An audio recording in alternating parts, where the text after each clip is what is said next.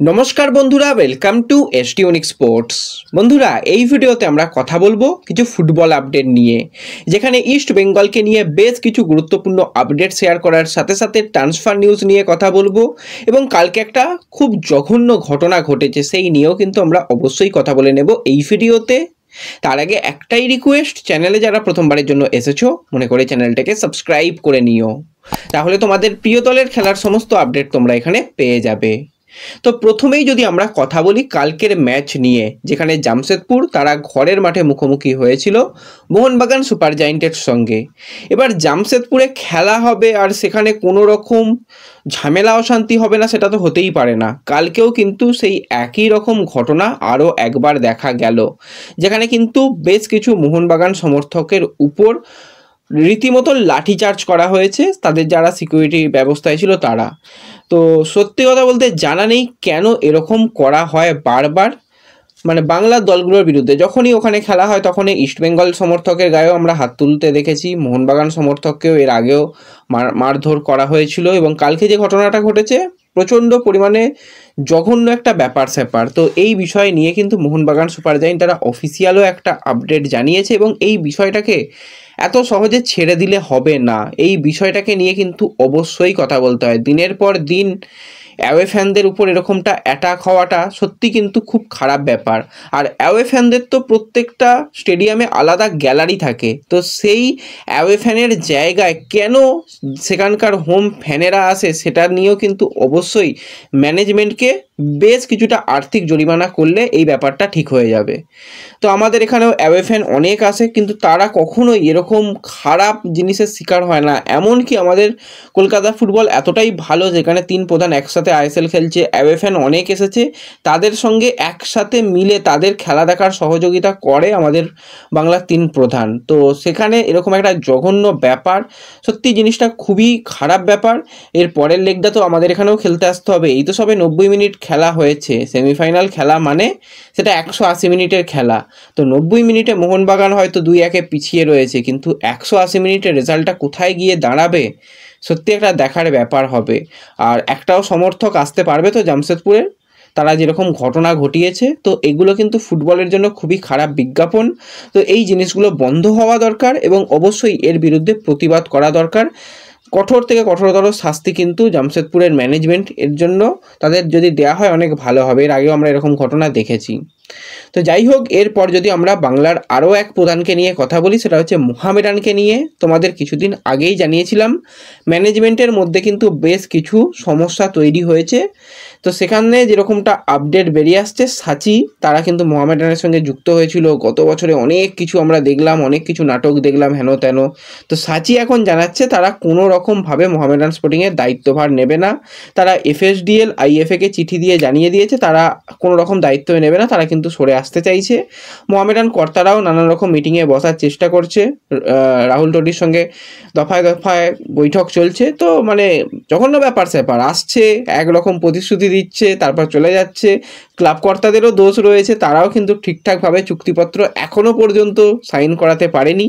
তো যদি সাইন করিয়ে নেয়, যদি নিজেদের মধ্যে সমস্যাটা মিটিয়ে নেয়, তাহলে কিন্তু আখেরে দলের জন্য ভালো হবে। কারণ যেরকমটা তারা ইনভেস্ট করবে জানিয়েছিল 100 কোটি টাকার কাছাকাছি 3 বছরে, তো সেক্ষেত্রে একটা ভালো দল গঠন করা সম্ভব বাঙ্কার হিল এবং সাচি মিলে দল গঠন যদি করে। তো দেখা যাক কি হয় না হয়, কিন্তু অবস্থা মোটেই ভালোর দিকে নয়। এবং তার সাথে সাথে বেশ কিছু প্লেয়ার তারা ঠিকঠাক স্যালারি না পাওয়ার জন্য তারা ফিফার কাছে অ্যাপ্লাই করেছে, সেই নিয়েও কিন্তু ম্যানেজমেন্ট কথাবার্তা বলছে যাতে কোনো রকম সমস্যা না হয় ক্লাব লাইসেন্সিংয়ের ব্যাপারে। তো সেক্ষেত্রে সেইগুলোও যাতে ঠিকঠাক করা যায় সেই কাজও চলছে। যাই হোক, এটা ভালো দিক যে মোহামেডান কিন্তু সুপার কাপ খেলবে, এটুকু তারা সিদ্ধান্ত নিয়েছে, তারা রীতিমতন সম্মতি জানিয়েছে তারা সুপার কাপ খেলবে। এখনও আইএসএলে বেশ কিছু দল তারা রীতিমতন চাপে রয়েছে যে আদৌ সুপার কাপ খেলবে কিনা। আশা করছি সবাই সুপার কাপ খেলবে, শেষ পর্যন্ত ব্যাপারগুলো মিটে যাবে, কোনো রকম সমস্যা হবে না।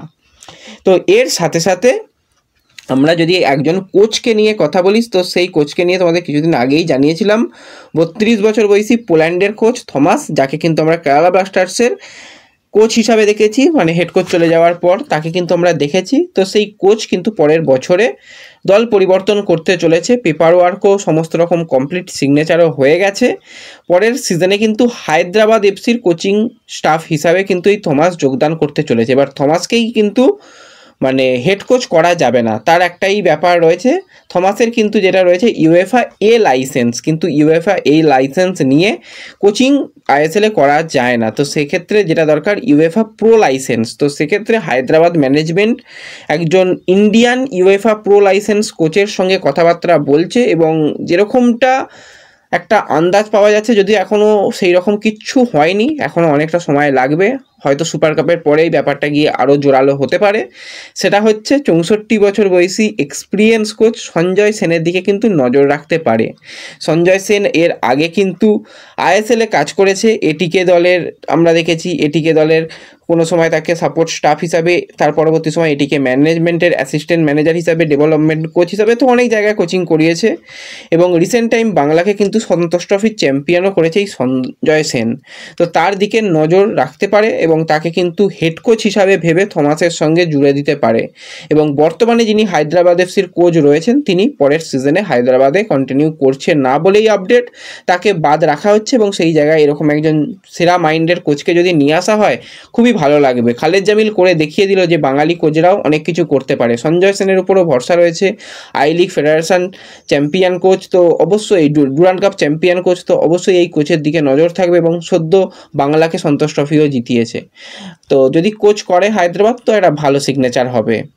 তো এর সাথে সাথে আমরা যদি এবার ইস্ট বেঙ্গলকে নিয়ে কথা বলি, আজ থেকেই কিন্তু অস্কার ব্রুজন তার দলকে নিয়ে সুপার কাপের প্রস্তুতি পর্বে নেমে পড়ছে। এবার যেটা সমস্যার ব্যাপার তোমাদের আগেই বলেছিলাম, যে মাঠ একটা কিন্তু ইস্যু রয়েছে, যে কোন মাঠে প্র্যাকটিস হবে।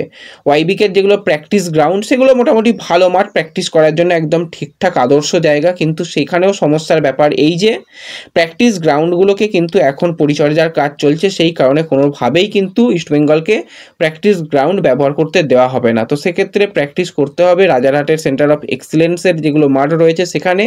এর আগে কার্লেস কোয়াদ্রাত রাজারহাটে কিন্তু প্র্যাকটিস করাতো, এই সিজনেও আমরা দেখেছিলাম যে রাজারহাটে অনেক প্র্যাকটিস সেশন হয়েছে, কিন্তু অস্কারের পছন্দের জায়গা হচ্ছে ওয়াইবিকের এখানে যে প্র্যাকটিস গ্রাউন্ড, কিন্তু সেখানে সম্ভব নয়। এবং যেটা সমস্যার আরও ব্যাপার, যে যেই সময় অস্কার চাইছে যে আমার এই সময় প্র্যাকটিস সেশন পেলে ভালো হয়, কিন্তু কোনোভাবেই সেই সময় আবার প্র্যাকটিস সেশন পাওয়া যাচ্ছে না। তো আজকে প্রথম প্র্যাকটিস সেশন রয়েছে, সেটাও আবার সন্ধ্যাবেলায়, সন্ধ্যা 7:30 থেকে কিন্তু আজকে প্র্যাকটিস সেশন রয়েছে। এবং সেখানে ইস্ট বেঙ্গলের সমস্ত প্লেয়ারকে কিন্তু আসার জন্য নির্দেশ দেওয়া হয়েছে, সমস্ত বিদেশি প্লেয়ার, ইন্ডিয়ান প্লেয়ার, সবাইকে কিন্তু কালকের মধ্যে চলে আসতে বলা হয়েছে। তো দেখা যাক আজকে প্রথম দিন অনুশীলনে কতজন প্লেয়ার অ্যাভেলেবেল থাকে, যদি সবাই থাকে তো খুবই ভালো ব্যাপার, সেই দিকে অবশ্যই নজর থাকবে। এবং এর সাথে সাথে আনোয়ার আলী, সেও কিন্তু শহরে চলে এসেছে। বেশ কিছু জায়গা থেকে বেশ কিছু রিপোর্ট যেগুলো বেরিয়ে আসছে, আনোয়ার কিন্তু সুস্থ রয়েছে এবং সে কিন্তু আজকে থেকেই প্র্যাকটিসে নামবে। এবং এমনও বেশ কিছু জায়গা থেকে এরকম রিপোর্ট বেরিয়ে আসছে, আজকে হয়তো তাকে অস্কার দেখে নেবে এবং তারপর কিছু তার ফাইনাল টেস্ট হবে, তারপরেই চূড়ান্ত সিদ্ধান্ত নেওয়া হবে। কিন্তু সুপার কাপে আনোয়ার খেলবে এটুকু বোঝা যাচ্ছে, এটা কিন্তু একটা ভালো সুখবর। তো ওভারঅল কিন্তু ট্রফি জিততে মরিয়া রয়েছে অস্কার, এবং অস্কার যেই রকম সময় চেয়েছিল সেটা না পাওয়া একটু হলেও তো রাগারাগির ব্যাপার চলছে। তো যাই হোক, সব কিছু মিলিয়ে মিশিয়ে আজ থেকে আবার প্রস্তুতি পর্ব শুরু করে দিচ্ছে। এবং যা যা আপডেট থাকবে সেগুলো কিন্তু অবশ্যই তোমাদের ফেসবুক পেজ এবং টেলিগ্রামে শেয়ার করে নেব। তাই যারা এখনও এই দুটো জায়গায় জয়েন হওনি, ডিসক্রিপশন বক্সের লিঙ্ক থেকে জয়েন হয়ে যাও, সেখানে সমস্ত লেটেস্ট আপডেট পেয়ে যাবে। তো দেখা হবে পরবর্তী ভিডিওতে, ধন্যবাদ।